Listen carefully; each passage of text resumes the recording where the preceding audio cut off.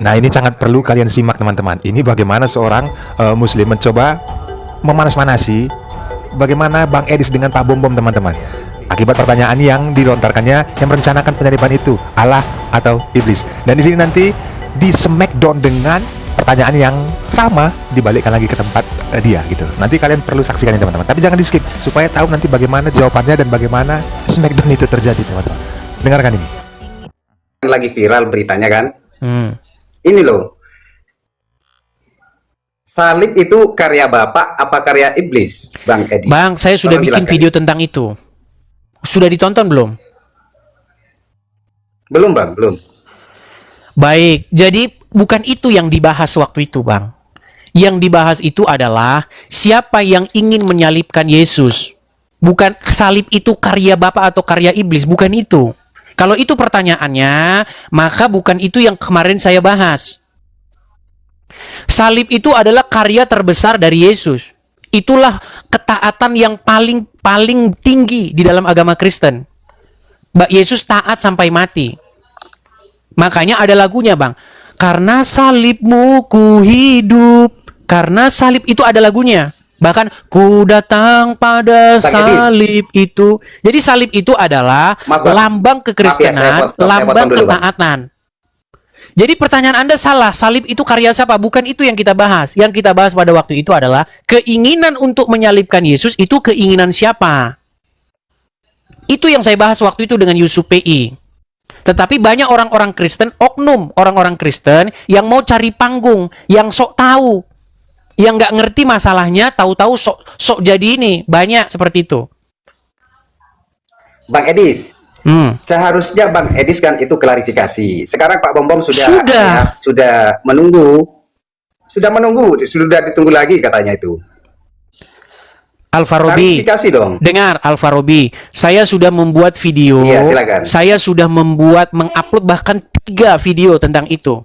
Dan orang-orang Kristen puji Tuhan sudah belajar dari video saya itu dan sudah mengiyakan perkataan saya. Saya kasih contoh begini, Alfarobi, dengarkan ya, supaya orang Muslim juga paham.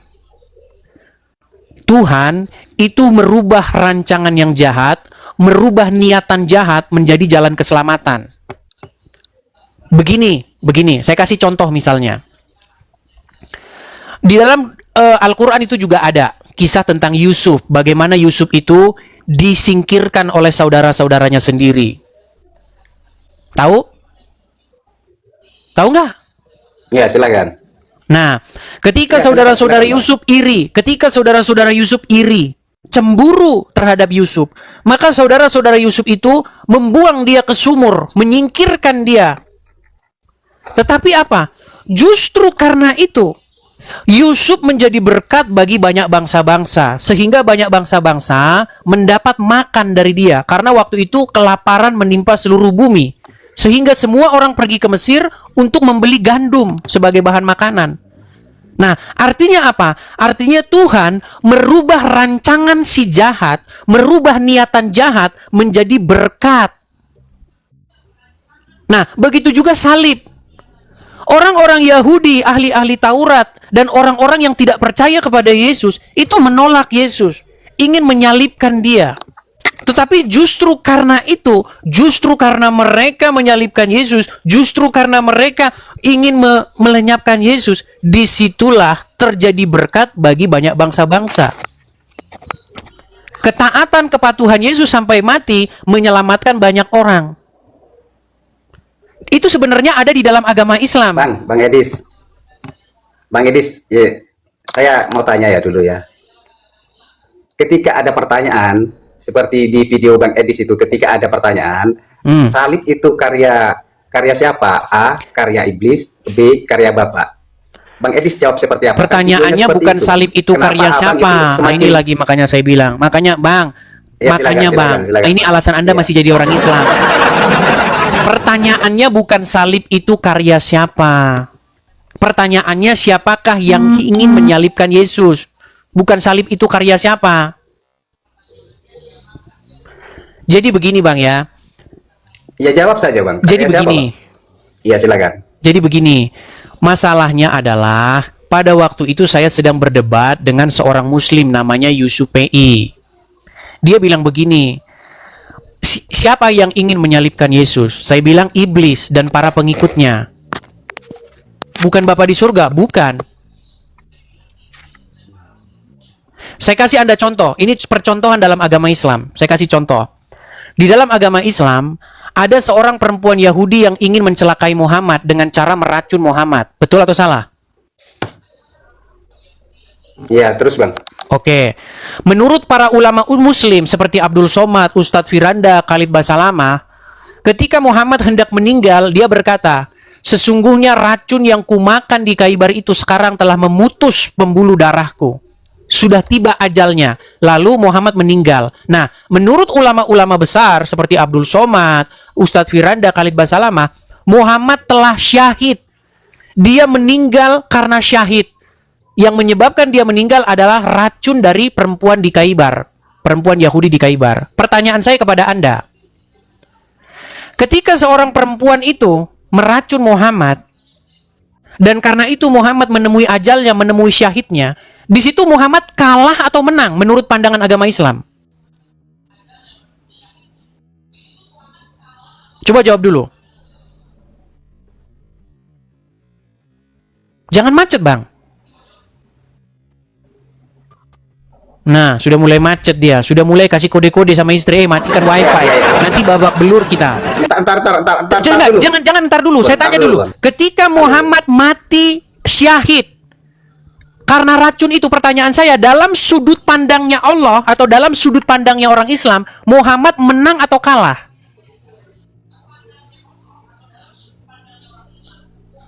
Oke, saya jawab ya Bang ya. Ketika Abang itu menarasikan itu, menganalogikan seperti itu, saya terima bahwa Nabi Muhammad itu syahid karena diracun. Apakah proses pertanyaan saya bukan itu, Bang. Makanya dengarkan pertanyaan saya. Pertanyaan saya, apakah di situ Muhammad menang atau kalah?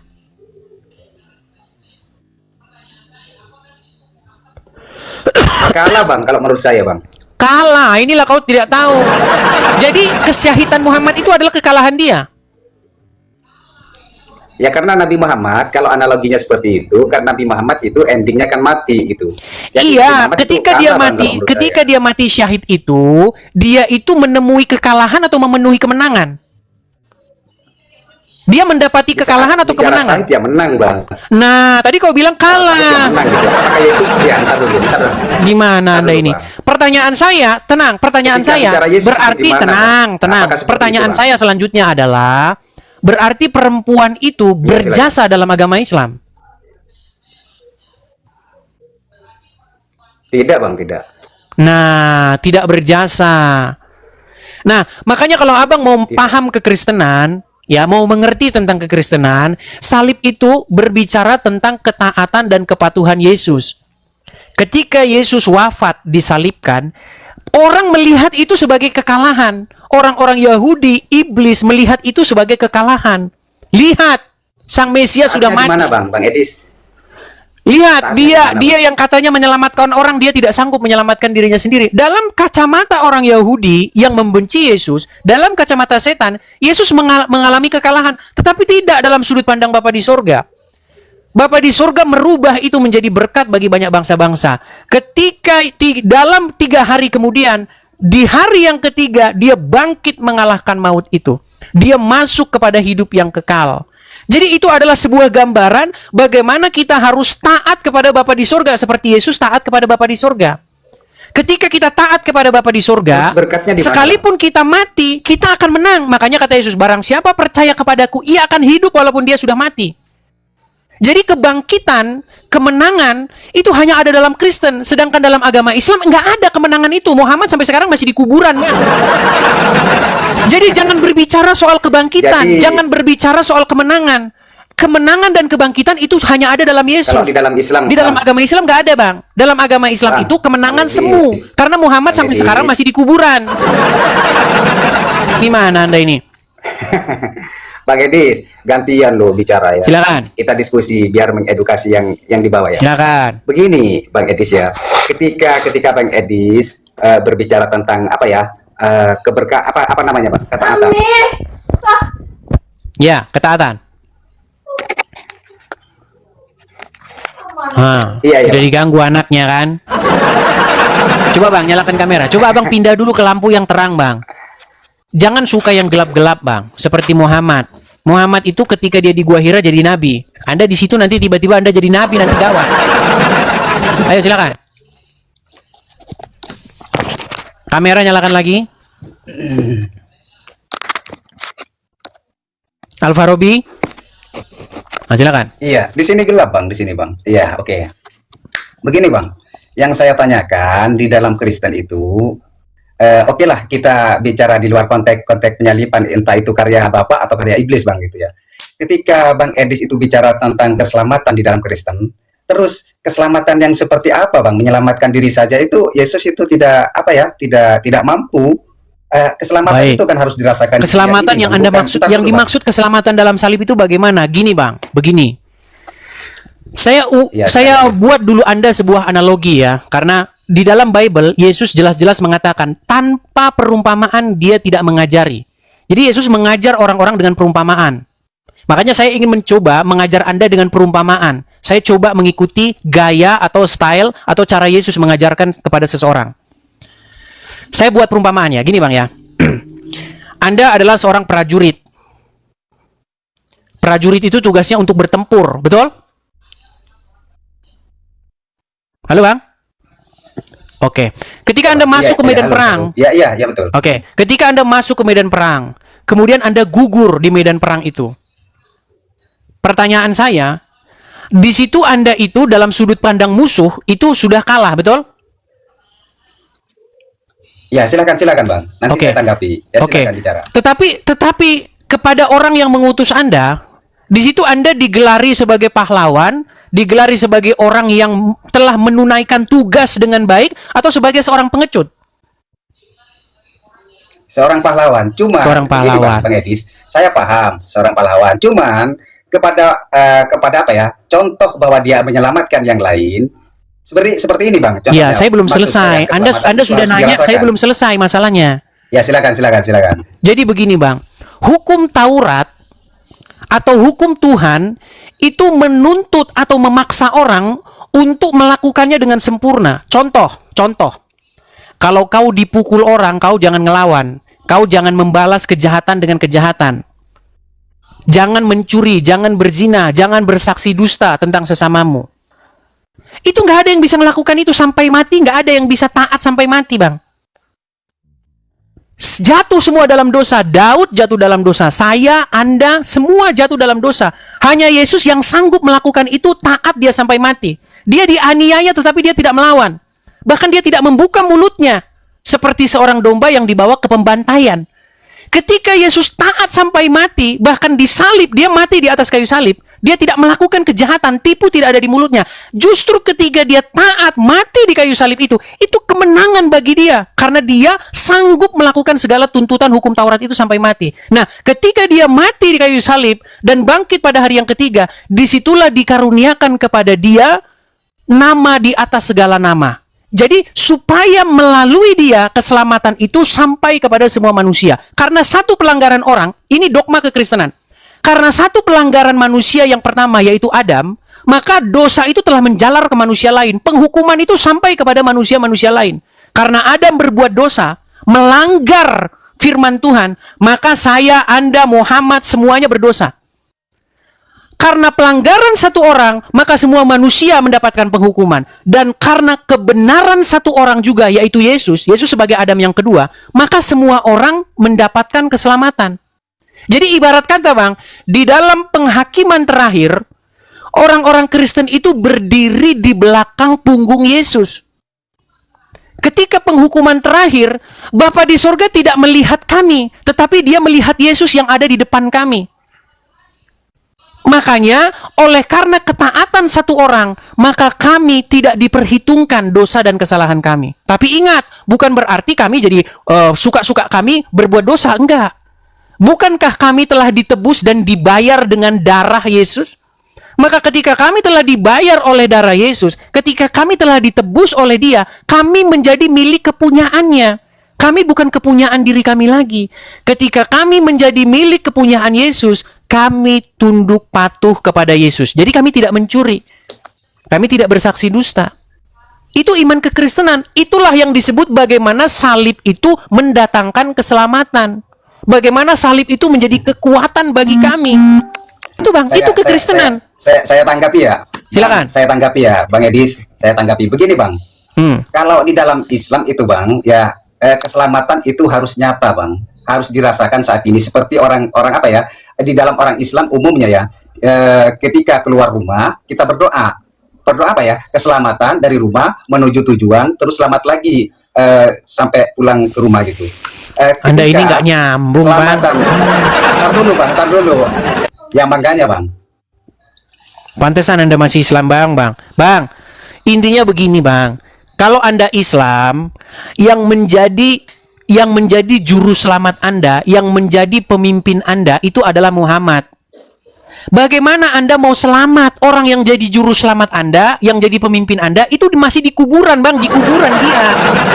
Makanya saya bilang, Bang, ganti tuanmu, ganti Tuhanmu, ganti junjunganmu, ganti pemimpinmu, ganti. Jangan Bang, Muhammad, tetapi Yesus. Terus keselamatan seperti apa di Kristen itu, Bang? Bang, yang kita menyelamatkan sendiri itu mati. Bang, kita ini berbicara mengenai hidup yang kekal, Bang. Kita agama itu hidup berbicara mengenai kehidupan yang akan datang. Bang Edis, tenang, Bang, tenang. Biar mengedukasi. Kita ini berbicara mengenai hidup yang kekal. Betul nggak? Iya, silakan. Iya. Oke. Bagaimana Anda mau menuju kepada hidup yang kekal sementara yang mengatur supirnya itu ada di kuburan? Abang keliru. Kok keliru? Abang sudah keliru. Justru, entar dulu. Kalau di Yesus itu kan, kapan Yesus selama hidup itu pernah ke surga? Kalau Nabi itu sudah pernah ke surga, sudah mi'raj ke surga. Makanya di dalam Islam itu kata Kristen, siapa yang kalau di Kristen kan seakan-akan bangga apa ya, Tuhannya mati terus ke surga. Kalau Nabi itu, Bang, semasa masih hidup itu sudah ke surga gitu. Baik, ya. Saya tanggapi ya. Orang Islam itu enak gitu ya. Baik, saya tanggapi. Baik. Menurut Quran surat Al-Ma'arij ayat yang keempat, malaikat-malaikat dan juga Jibril naik menghadap Allah dalam satu hari yang kadarnya adalah 50.000 tahun. Jadi menurut Al-Quran, kalau Jibril naik menghadap Allah, itu satu hari. Tenang dulu, Bang, jangan dibisukan dulu, Bang, ya, bisukan dulu biar suaranya nggak ke sini. Menurut Al-Quran, malaikat Jibril naik menghadap Allah itu membutuhkan waktu satu hari lamanya. Tetapi satu hari lamanya itu di permukaan bumi itu 50.000 tahun. Menurut Al-Quran. Lalu Muhammad mengklaim bahwa dirinya dibawa oleh Jibril ke Sidratul Muntaha. Katanya dia naik ke surga menemui Allah di sana, ke surga. Begini, kalau seandainya perkataan Muhammad itu benar, maka seharusnya sampai hari ini Muhammad belum pulang. Karena apa? Karena Jibril memang naik satu hari lamanya. Tetapi satu hari lamanya itu adalah 50.000 tahun menurut perhitungan umat manusia. Saya kuatkan lagi dengan Al-Quran. Sebentar, saya kuatkan lagi dengan Al-Quran. Ya, silakan. Saya kuatkan lagi dengan Al-Quran. Ketika saya bicara nanti jangan dipotong ya, Bang. Ya, baik. Silakan. Yang naik ke surga itu adalah Tuhan Yesus. Di dalam Bible, ketika Yesus bangkit mengalahkan maut, dia injak maut itu, dia kalahkan maut itu. Dia setelah bangkit dia berkata, bahwasanya dia ada malaikat berkata di situ bahwasanya dia naik ke surga dan dia akan datang lagi turun dari sana untuk menghakimi orang yang hidup dan yang mati. Nah, di dalam agama Islam saya mau tanya sama Anda, coba jujur. Betul tidak? Nabi Isa akan datang lagi ke dunia ini untuk menghakimi orang manusia, menjadi hakim yang seadil-adilnya. Sudah, Bang, ya? Sudah saya tanggapi ya. Enggak, dijawab dulu, betul atau tidak itu? Bang, entar dulu. Terus abang itu menarasikan Yesus ya, menjelaskan Yesus. Terus lari ke Nabi Isa itu bagaimana, Bang? Nyambung nggak? Bang, kalau sama Yesus kan abang nggak percaya. Gitu ya? Masalahnya begini, abang tidak percaya sama Yesus. Percaya, abang percayanya sama Nabi Isa, betul?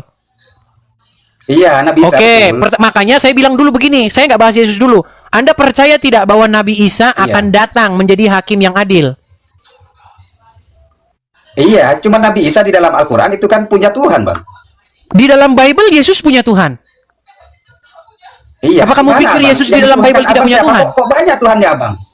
Iya, Ya Yesus karena Tuhan, kamu Bang. tidak tahu Tuhan itu apa. Itu masalahnya. Itu kan. Ya Tuhan apa Bang? Tuhan Bang. Tuhan itu bahasa Indonesia, Bang. Di dalam Quran itu tidak ada huruf Tuhan. Di dalam Bible juga nggak ada huruf Tuhan. Ya. Yang Sekarang tenang, begini, makanya Bang, saya sekarang ajarin. begini. Abang mau belajar kan? Biar saya ajarin. Ya, silakan. Ya. Di dalam bahasa Bang, aslinya, nanti ajarin juga Bang ya. Silakan. di dalam bahasa aslinya, Tuhan itu bahasa Arabnya Rob.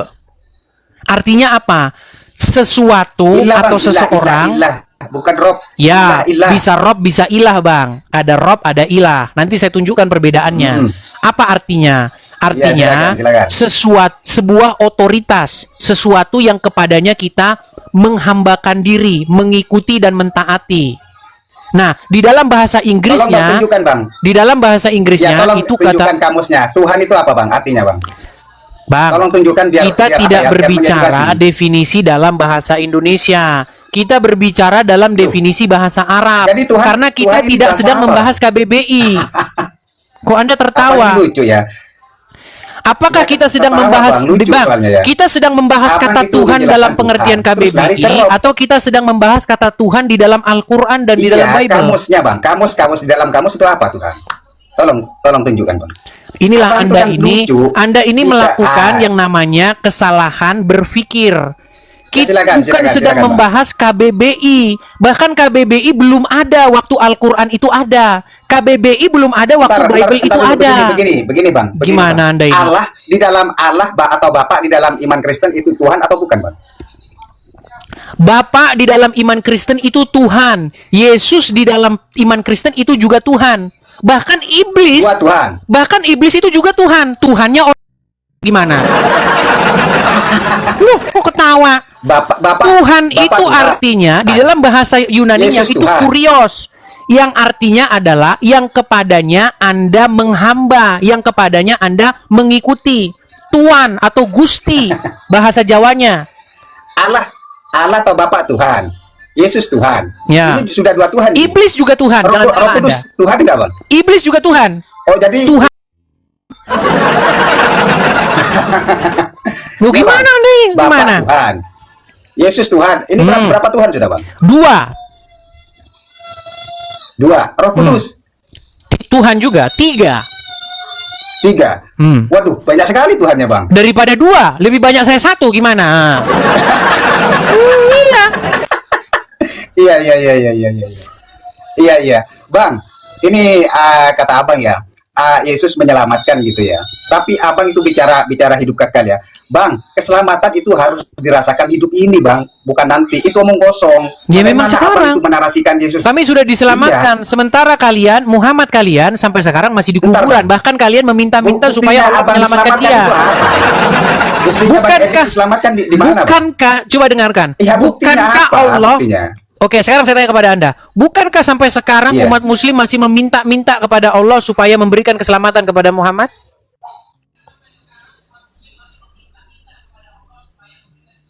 Anda delay. Ya, coba benerin dulu sinyalmu. Sinyalmu benerin dulu. Sinyal sudah macet-macet juga. Ya, seperti itu teman-teman. Jadi, pahamilah Al-Quran, pahamilah Bible sesuai dengan maksud sang penulis itu. Jadi kalau dikatakan apakah Yesus punya kurios? Punya. Yesus itu tahluk, taat, tunduk kepada Bapa di sorga. Dan kita disuruh tahluk, taat, tunduk kepada Yesus. Siapa yang nyuruh? Yang nyuruh Bapa di sorga. Bapa di sorga memerintahkan manusia supaya menjadikan Yesus sebagai Tuhannya. Karena dengan cara mempertuhan Yesus, itulah genaplah cara kita mempertuhan Bapa di sorga. Kalau kita tidak taat kepada Yesus, artinya kita tidak taat kepada Bapa di sorga. Kalau kita tidak mempertuhan Yesus, artinya kita tidak mempertuhan Bapa di sorga. Begitu. Jadi cara untuk menjadikan Bapa di sorga sebagai Tuhan kita adalah dengan cara menjadikan Yesus sebagai Tuhan kita. Gitu. Anda nggak bisa menghambakan diri kepada Bapa di sorga kalau Anda tidak menghambakan diri kepada firman-Nya. Anda nggak bisa patuh sama Bapa kalau Anda nggak patuh sama firman-Nya. Jadi Yesus itu adalah gambar pengejawantahan daripada Bapa di sorga. Realisasi daripada Bapa di sorga. Jadi di sini bukan ada 2 otoritas, bukan ada 3 otoritas, 3 Tuhan, 3 ilah, enggak. Tetapi ada 1 otoritas, di mana 1 otoritas itu mengejawantahkan diri. Kalau Anda nggak paham itu, ya makanya Anda masih Islam, itu aja. Kalau Anda keluar dari Islam, nanti jika Anda akan paham itu. Seperti itu. Kalau saya bilang insya Allah nanti. Tadi mau saya bilang insya Allah. Dari seolah-olah kita mempertuhankan Allahnya orang Islam. Makanya kalau Anda keluar dari agama Islam, maka Anda akan paham maksud saya. Kalau Anda masih Islam, selama itu Anda nggak akan paham. Percaya sama saya. Ya. Nah, jadi sudah clear ya teman-teman ya, bagaimana penjelasan Edis TV tadi, yang di awal tadi, ini sudah selesai ya. Jadi, jangan langsung mengartikan lewat sepenggal-sepenggal video ini, karena banyak teman-teman. Banyak sekali orang-orang di luar sana yang mencoba membuat suasananya semakin ricuh. Jadi seolah-olah nanti umat Kristen itu menjadi bingung, ataupun berupaya untuk memberikan pahlawannya itu iblis. Nah, jadi kita harus bijak ya teman-teman ya. Bijak bagaimana apa yang kita tonton itu, lihat video utuhnya seperti apa, konteks perdebatan itu sebelumnya mengarah kemana. Jadi dari video ini kita semua sudah mengerti, dan kedamaian kasih itu selalu terpancar dari diri kita untuk semua manusia. Yang sudah merasa terberkati dengan video ini, jangan lupa like-nya teman-teman, komentarnya, subscribe bagi yang belum. Salam kasih dari Terang Dunia.